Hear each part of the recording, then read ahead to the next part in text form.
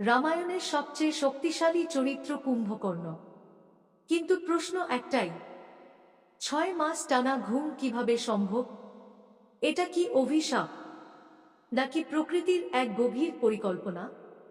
কাহিনী বলে, কুম্ভকর্ণ ব্রহ্মার কাছে চেয়েছিলেন ইন্দ্রাসন, কিন্তু দেবী সরস্বতীর প্রভাবে তার মুখে বেরিয়ে আসে নিদ্রাসন।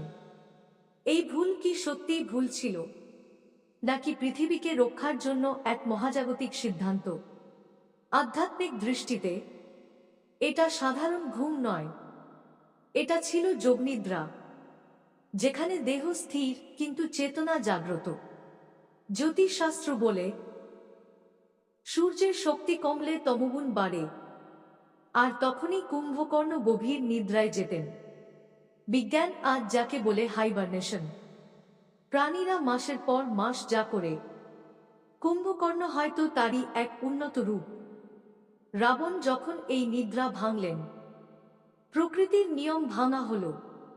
শিক্ষা একটাই, সব শক্তিকে জাগিয়ে তোলা বুদ্ধিমানের কাজ নয়, কখনো কখনো ঘুমন্ত শক্তিই পৃথিবীর রক্ষাকবচ। চ্যানেলটি সাবস্ক্রাইব করতে ভুলবেন না। ধন্যবাদ সবাইকে।